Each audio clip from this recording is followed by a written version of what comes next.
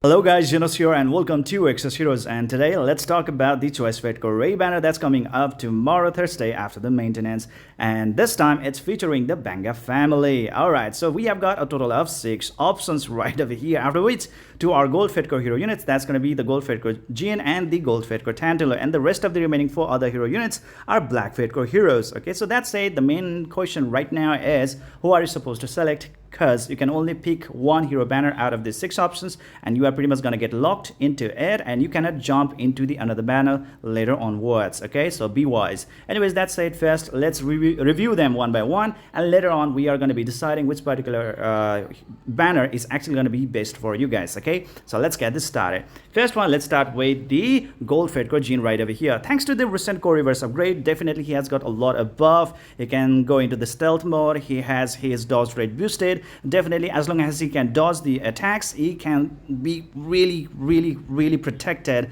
and definitely his survivability is gonna really pick up. All right, his dodge rate is pretty high, and especially if you are actually gonna be building him around the nature guardian stone, definitely it's gonna be more helpful for him, to dodge the incoming attacks. So yeah, there we go guys, and he can also deal burst damage with his second active skill from now onwards, which definitely is gonna be improving his DPS output against the single target opponents, and that makes him really great unit, not only for the boss hunts but also for the Zennosh battles. So with him being buffed, definitely the Exos Republic has now a really good chance to be very competitive against the opponents in the Zennosh battle. So if you have very strong Gold Fedcore Jinai, Gold Fedcore Shell, then definitely you would want to go with the Gold Fedcore Jin in order to make a really good Exos Republic team to beat the ass of the opponents real good, real hard. Okay, so definitely a very good unit, and definitely I would say the best unit that you can get right over here.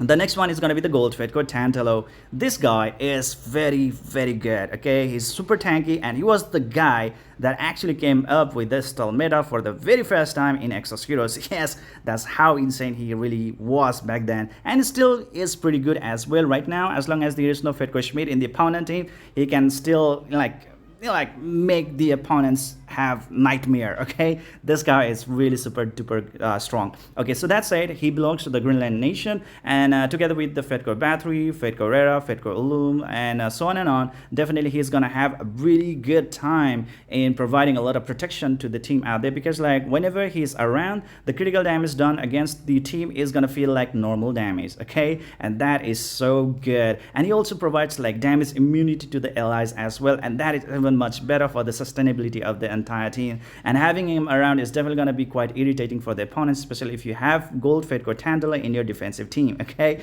so yeah, there we go. We have got Gold Fedcore Tantallo out here to provide a lot of protection against the opponents. And if you are going to build the signature force, definitely he can actually deal pretty insane damage to the opponents as well, especially thanks to the passive that he has as a Banga hero. Definitely he will be able to deal even passive damage against the opponents as well pretty nicely, as he also has dot damage at the same time with his skills. Okay, and everything actually makes pretty good around.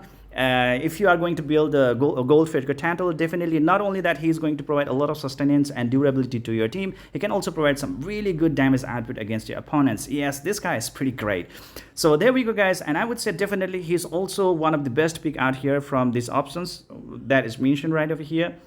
Pretty awesome unit, and definitely you can go ahead and start summoning for him. Okay, so there we go. The only bane, the only weakness that he has is definitely going to be the Fedcore Schmidt. If the opponent is in if the Fedcore Schmidt is in the opponent team, he could actually face some backlash. Now let's move on to the Black Fedcore hero units out here. The first one in the list is definitely going to be this Fedcore Morris right over here, guys. Okay, so what's up with the Fedcore Morris is that like he is gonna be one of the essential team member in the Lenum team, together with the Fedcore Raquel, Fedcore John, and the Fedcore Baraka. He can insanely boost the attack stats passively as well as actively. So with him being around, you will be able to deal some insane damage against the opponents. He himself can deal insane damage against the opponents thanks to his second active skill, which is pretty much a burst effect, and it has a lot of damage multiplier out there. So this guy, even though he's pretty small, he is pretty deadly. All right, next is gonna be the Black Fate Core Luke right over here, guys. This one, okay, this green guy. So what's up with him is that like he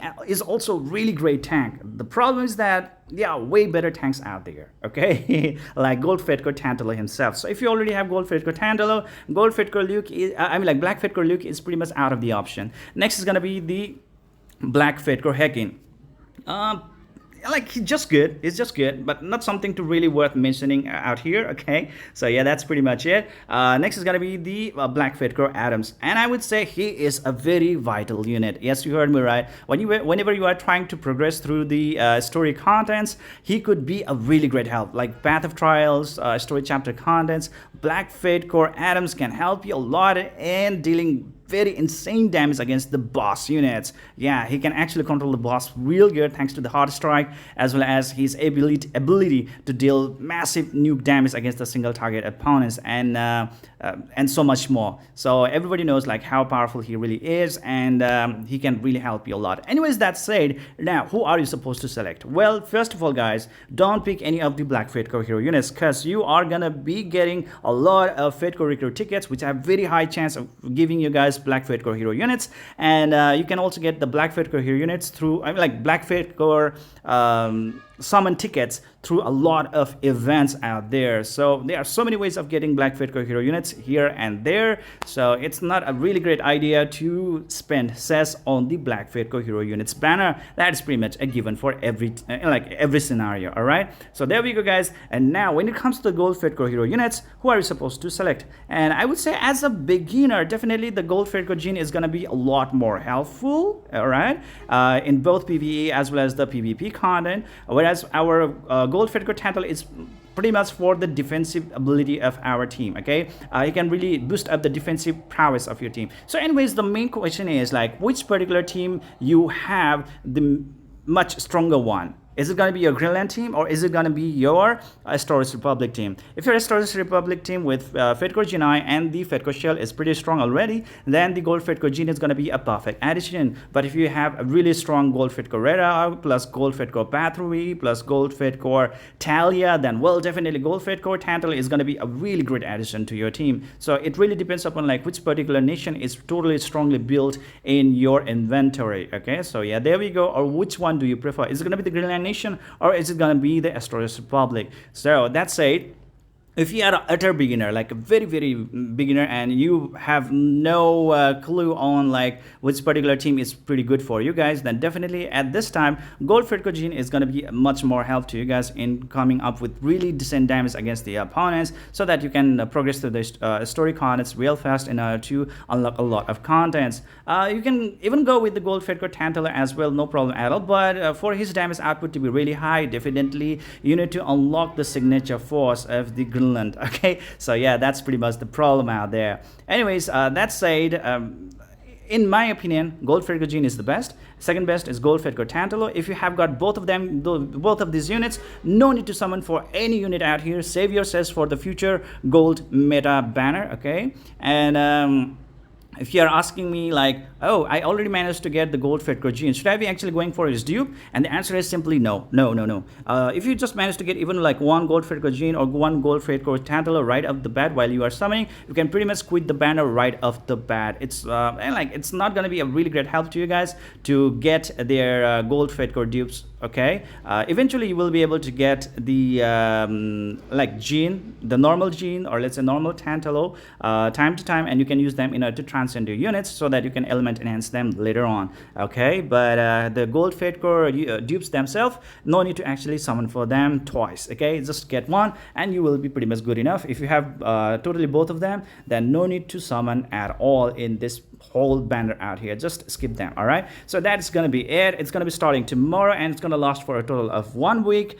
And Gold Fate Core hero units are gonna be dropping at 0.5% chance, and you will be able to get them for free after 28 multi-summons. Whereas for the Black Fate Core hero units, they are going to be dropping at 0.7% chance from their own banner, and you will be able to pity them after 19 multi-summons. So yeah, there we go, guys. That is pretty much it. What do you guys think about my insights? Let me know in the comment section below. If you guys have any other questions, please do feel free to ask anything in the comments, and I would really love to discuss with you guys. All right. Anyways, that's it. See you guys in the next video.